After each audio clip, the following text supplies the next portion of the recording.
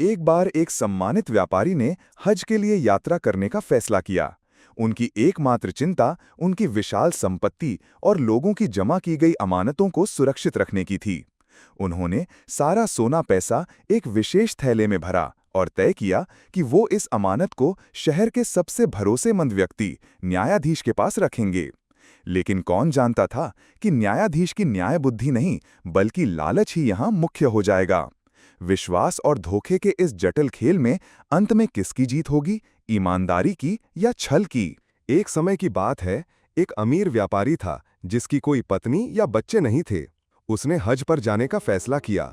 उसके पास बहुत सारा पैसा था, जिसमें से कुछ उसका अपना था और कुछ लोगों की जमा की हुई अमानत थी। उसे डर था कि उसकी अनुपस्थिति में यह पैसा चोरी या बर्बाद हो सकता है। पहले उसने पैसे को जमीन में गाड़ने के बारे में सोचा, लेकिन बाद में उसने अपना मन बदल लिया। उसने सोचा, अगर मैं पैसे को छिपाकर हज के लिए जाऊं और रास्ते में कोई दुर्घटना या मेरी मौत हो जाए, तो यह पैसा हमेशा के लिए जमीन में पड़ा रहेगा और कोई भी इसका उपयोग नहीं कर पाएगा। यह पैसा उनके असली मालिकों तक भी नहीं पहुंच पाएगा। इसलिए वो एक भरोसेमंद इंसान की तलाश में था जिसके पास वो ये अमानतें रख सके।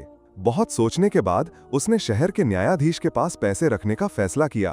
पैसे देने से पहले उसने एक बकरे की खाल के थैले में सभी सोने और पैसे भर दिए। इसके बाद वो थैले को इस तरह से सिलवाना चाहता था कि कोई इसे खोल न सके। उसने एक मोची को बुलाया और उसे सब कुछ बताया। अगले दिन मोची ने आकर थैले को सील दिया। मोची ने इस तरह से सिलाई की थी कि सिलाई के निशान अंदर थे और बाहर से कुछ भी दिखाई नहीं दे रहा था। व्यापारी खुश होकर थैला लेकर न्यायाधीश के पास गया। न्यायाधीश का दरबार उस समय लोगों से भरा हुआ था। व्यापारी ने न्यायाधीश को अपनी समस्या बताई और उससे पैसे अमानत के तौर पर रखने का अनुरोध किया। उसने न्यायाधीश से कहा, अगर मैं वापस नहीं आ पाया तो कृपया इन अमानतों को उनके मालिकों को लौटा दीजिएगा और मेरा अपना पैसा मेरी ओर से गरीबों को दान कर दीजिएगा। न्यायाधीश ने आश्वासन दिया कि उसकी अमानत सुरक्षित रहेगी। इसके बाद व्यापारी ने थैला न्यायाधीश को दे दिया। थैला हाथ में लेते ही न्यायाधीश ने आश्चर्यचकित होकर कहा, वाह, इसमें इतना सोना और पैसा है। व्यापारी ने कहा, इसका अधिकांश हिस्सा अमानत है न्यायाधीश। न्यायाधीश ने कहा, चिंता मत करो, तुम्हारी अमानत सुरक्षित रहेगी। व्यापारी निश्चिंत होकर वापस चला गया। अगली सुबह व्यापारी हज यात्रा के लिए निकल पड़ा। रात में न्यायाधीश उस थैले को हिलाने डुलाने लगा। उसे सिलाई का निशान कहीं नहीं मिला। वह हैरान होकर सोचने लगा, इस व्यापारी ने इतना सोना पैसा इसके अंदर कैसे डाला। उसने एक कुशल मोची को बुलाकर थैला खुलवाने का फैसला किया। अगले दिन उसने एक जाने माने मोची को बुलाया और कहा, कुछ महत्वपूर्ण चीजें निकालने के लिए इस थैले को खोलना है। क्या तुम इसे इस तरह से खोल और सिल सकते हो कि कुछ भी पता न चले? मोची ने थैला देखकर कहा, जिसने इसे सिला है वह एक कुशल कारीगर है। मैं इस तरह का काम कर सकता हूं और मुझे यकीन है कि मैं इसे खोलकर फिर से पहले जैसा सिल सकता हूं। न्यायाधीश ने उसे तुरंत काम शुरू करने को कहा। जब मोची थैले को खोलने में कामयाब हो गया तो न्यायाधीश ने उसे धन्यवाद देकर विदा कर दिया। इसके बाद न्यायाधीश ने थैले के अंदर से सारा सोना और पैसा निकाल लिया और उसके बदले में कुछ कौड़ी, लोहे के टुकड़े और टीन के टुकड़े भर दिए। अगले दिन जब मोची वापस आया तो न्यायाधीश उसे एक सुनसान कमरे में ले गया और कहा, जब तक काम खत्म न हो जाए तब तक बाहर मत निकलना। मोची ने बड़ी कुशलता से थैले को सिलकर पहले जैसा बना दिया। न्यायाधीश उसका काम देखकर दंग रह गया। उसने मोची को उसकी तय मजदूरी से भी अधिक पैसे दिए। 1 महीने बाद व्यापारी हज से लौट आया। वह न्यायाधीश के लिए एक उपहार लेकर गया। न्यायाधीश ने उसका गर्मजोशी से स्वागत किया और कहा कि उसकी अमानत सुरक्षित है। उसने थैला निकालकर व्यापारी को दिया। व्यापारी ने न्यायाधीश को धन्यवाद दिया और अपने घर लौट आया। घर आकर व्यापारी थैले को हिलाने डुलाने लगा। उसके मन में संदेह हुआ क्योंकि थैला पहले से भारी और अलग आकार का लग रहा था।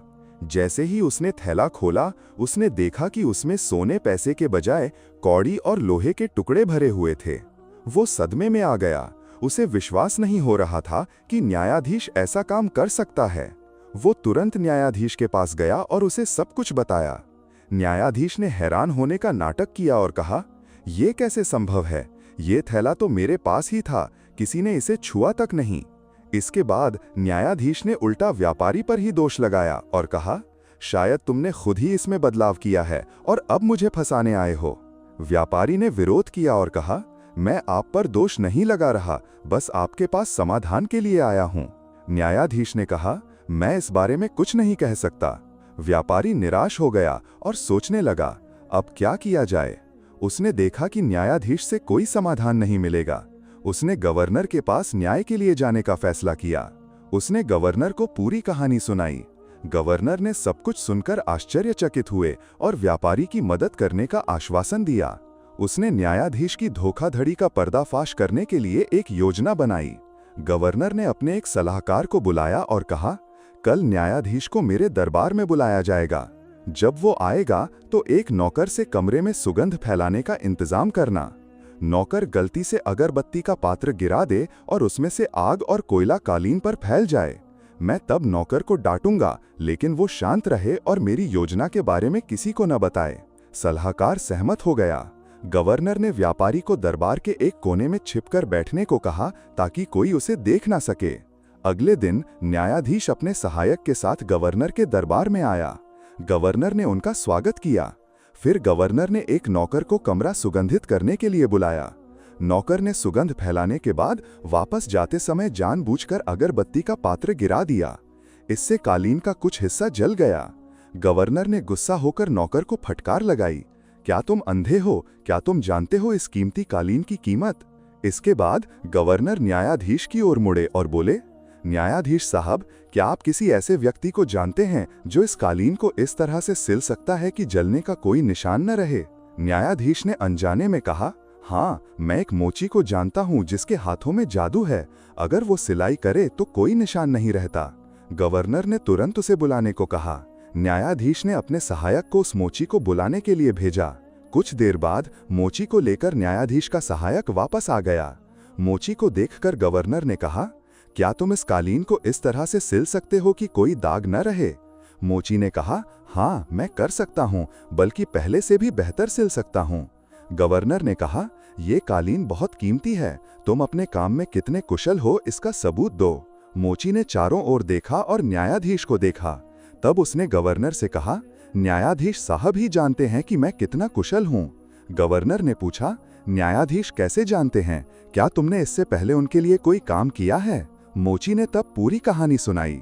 हाँ, कुछ हफ्ते पहले न्यायाधीश ने मुझे एक चमड़े का थैला सिलने के लिए कहा था। उन्होंने कहा था कि वो उसके अंदर से कुछ महत्वपूर्ण चीजें निकालना चाहते हैं। मैंने थैले को खोला और फिर से इस तरह से सिल दिया कि कुछ भी पता न चले। तभी गवर्नर ने व्यापारी को बुलाया और कहा, अपना थैला लाओ। व्यापारी ने थैला निकाल कर लाया। न्यायाधीश ने व्यापारी को देखकर समझ लिया कि उसका षड्यंत्र उजागर हो गया है। उसके माथे पर पसीना आ गया। गवर्नर ने मोची से पूछा, क्या ये वही थैला है जिसके बारे में तुम बात कर रहे थे? मोची ने थैले को अच्छी तरह से देखकर कहा, हाँ, ये वही थैला है। न्यायाधीश तब मोची पर चिल्लाने लगा कि वो झूठा है। मोची ने कहा, मैं क्यों झूठ बोलूंगा? आपने ही तो मुझे अपने घर पर थैला सिलने के लिए बुलाया था। न्यायाधीश तब मोची को गाली देने लगा। गवर्नर ने गुस्से में न्यायाधीश से कहा, अब तुम्हारे पास ये स्वीकार करने के अलावा कोई रास्ता नहीं है कि तुमने व्यापारी की अमानत चुराई है। न्यायाधीश ने सिर झुकाकर सब कुछ स्वीकार कर लिया। गवर्नर ने अपने प्रहरी प्रमुख को न्यायाधीश को गिरफ्तार करने और जेल भेजने का आदेश दिया। साथ ही उन्होंने न्यायाधीश को उसके पद से बर्खास्त करने का भी आदेश दिया।